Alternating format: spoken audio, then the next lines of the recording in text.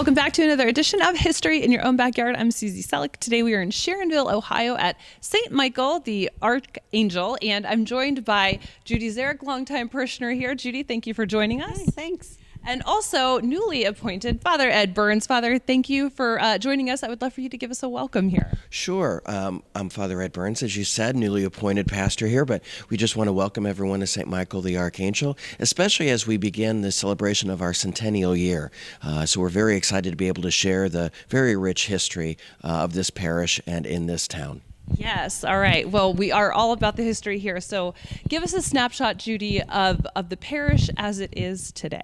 Sure. So today we have about 1,500 families that comprise St. Michael's, and Father Ed takes care of about 50 full and part-time staff people that take care of both the church and the school, because we have a school. Our school is K through 8th grade, and there's about 400 students that go there. It's very family oriented. We have about 20 different committees that comprised of, volunteer moms and dads that help out with the school and the parish that keep all of this running. And it's a very, very much of a family oriented school and parish together. And so the community of Sharonville, take us back and let us know what this area was like. And give us a time frame when you take us back. Okay, so first of all, the Sharonville was incorporated in 1911, and about that time there were around 600 people that lived in Sharonville, so it was a whole lot smaller. There were Catholics here. There were German Catholics, and they were primarily farmers. And there were Irish Catholics who primarily were railroad workers. If you come into Sharonville, you'll notice there's a railroad because a lot of times you get stuck on waiting for it. Yes. But there was no Catholic church. So the German Catholics went to St. Peter's and Paul, which was in Reading, and the Irish Catholics went to Sacred Heart, which was also in Reading. So there was a lovely man, Mr. Honerlaw, who ran a bus service for the people in Sharonville to go back and forth to church. Eventually, the people in Sharonville decided they wanted to build their own church. So that started a whole process, a lot of committees getting together, trying to figure out how are we going to do this. So first off, they went to Chris Gruber, who was one of a farmer here, and his sister, and they bought some land from him. And they also bought additional lots from Mr. Spinner. This is somebody that people will recognize that name because our church is off Spinner Road. So for the young people, they'll say, oh, there's somebody behind that name. Yeah. So land was purchased so that they could start thinking about it. And then they had to go to the Archbishop, who at the time was Archbishop Moeller. And again, if people know the Cincinnati area, they will have heard of Moeller High School. Yeah, it sounds familiar. Yes, named for Archbishop Moeller. He said that he would allow them to have a pastor come here if they could support him. Right, okay. They wasn't just going to send somebody out here on their own. And the community here said, he'll never go hungry if you send us a pastor. So sure enough, Bishop Moeller did. He sent Father James Conroy, and he was the very first pastor of St. Michael Church. And he came in 1919. So the very first pastor was Father James Conroy. All right, in 1919. 1919. And where did he come from? He actually was an assistant pastor, I believe, in Springfield. So he was in the area, not too far away, but he moved here to be the main pastor. He also was able to find a place to live with a widow of one of his best friends. I have to think about it. Her name was Mrs. Michael Brown. Okay. I shouldn't have to think about it because Michael, his friend, was whose name this church was named after. Oh, really? Father Conroy lived in the house of the widow of Michael, who eventually was named this church after. That's a good piece of history right there. Oh, good story, Judy. Yeah. Judy, everybody knows that First Communion in the Catholic Church is a big deal, but here with this church, when it started, what was the first Mass like? Where was it? When was it? So the first Mass was celebrated in 1919, and it was actually in the living room of Mr. Spellmeyer. So if you can imagine, that was a tiny little place. But through the generosity of a Mr. Robert Wheeler, who lived in this area, he ran a tavern and boarding house nearby, and he said, you can have your church, you can have your Mass here. So Mass was celebrated for a while in a tavern and boarding house. It was called the Mr. Wheeler's Barn. Actually, it was Wheeler's Barn. And where that sits is actually now where the Sharonville Cultural Arts Center is located in this area. So that's where the first churches were celebrated. The interesting thing about that was while they were considering getting this church built in the area, the Ku Klux Klan was very vocal. People don't remember that necessarily, but they were very vocal. They didn't want a Catholic church built in Sharonville. They made threats to the workers, people that were getting ready to build it. They burned crosses up on the hill across the building site off of Creek Road. This may be a dumb question, but why was that the case? Why was the KKK not a fan of a Catholic church coming here? They were not a fan of Catholics in general. They were not a fan of African Americans, as you know. People forget they were very much against Catholics. They were different. They were outsiders, you know, Germans and Catholics, all the immigrants that were coming in. Beyond that, I don't know. It's hard to understand, but they were very active in this area in Ohio and Indiana at that time. Huh. Okay. Well, very helpful too, by the way. So, despite all of that, despite the threats, none of those materialized. Nobody was hurt, as far as we are aware. It was the Little White Church was built, and the very first Mass was held on Christmas Day in 1919. And what was kind of neat was that there were new materials used for the outside of the building. Yeah. Some of the interior furnishings were brought in from other churches. So the altar was brought in by actually where Father Conroy used to be assistant pastor in Springfield from the church there. And the pews were brought in from St. Mary's in Hyde Park. So it was kind of a neat way to demonstrate that the Catholics were united, whether they were in Sharonville or all around the area, by this new building. Oh, I love that. That's very, very cool. Mm-hmm. Judy, you mentioned a school earlier. Has the parish always had a school?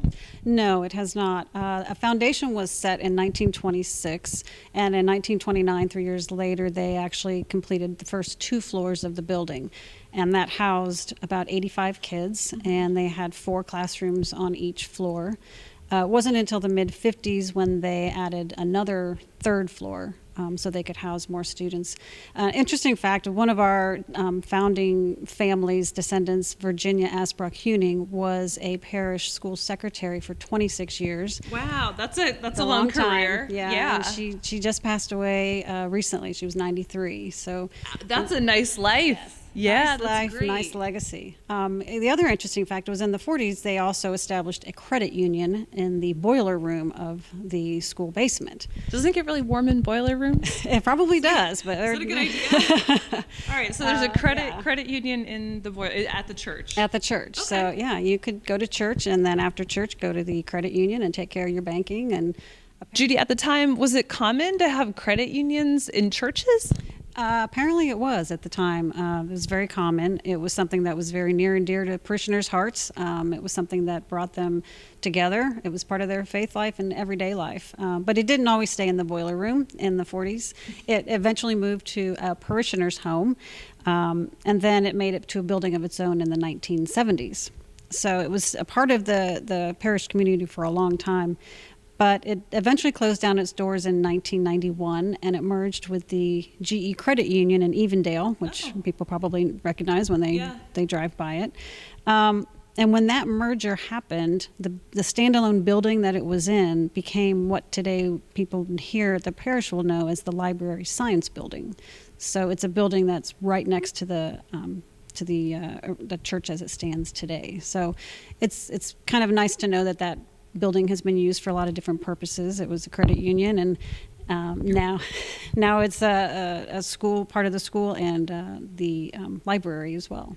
This beautiful structure that we're in today is obviously far from the Little White Church. Let's talk about when this structure that we're in was built and why.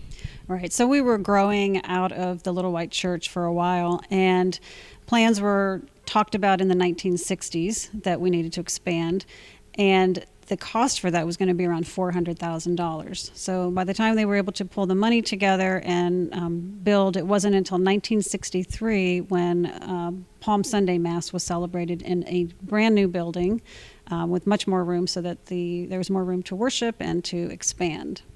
Judy, what other changes have happened since 1963?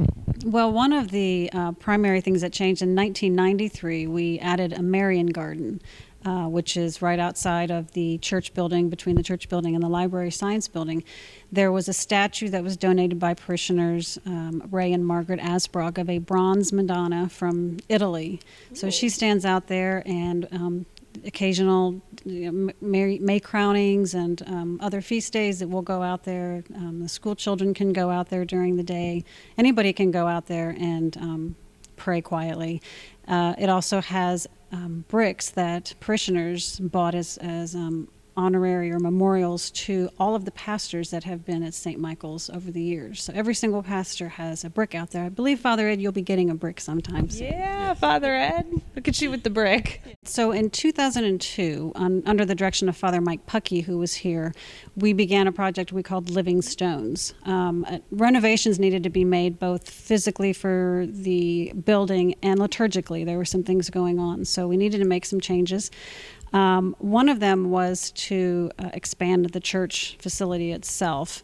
And doing that, we allowed families to actually decorate stones that they could place in the ground before we did construction to increase the building. We moved out into the parking lot area so that we could inside create a larger gathering space, an indoor gathering space that we'd never had before. We also built a beautiful baptismal font that you can actually step into now. Nice. Interior-wise, we were able to build a beautiful reconciliation chapel with stained glass windows that were donated. We updated our tabernacle. However, we kept the original tabernacle inside from the little white church inside our new tabernacle. So the history is still there. We didn't lose that. The focus inside the church became our kind of life-size crucifix, which is behind the altar and hangs from the ceiling. We also, our music director at the time, Brian Bissick, for the dedication, he wrote an original song called Living Stones, really? Which we still sing today in Mass. It was something that reminds us all that we are all part of this community, part of this church, and part of the history, whether we were here in 1919, 1911. We're all still part of this beautiful church. Oh, Judy, that's beautiful. I love that you guys still sing that still today. Yeah, way to keep the history here in the now and keeping up with the new. Mm-hmm. Father Ed, thank you for joining us here. And is there anything else that you would like to add? No, I just hope everyone has enjoyed hearing about the wonderful history of this significant piece of Sharonville and just how wonderful this parish is over 100 years, and may we have 100 more. Yes, may you have 100 more. Congratulations on that. Yes, very cool. Thank you.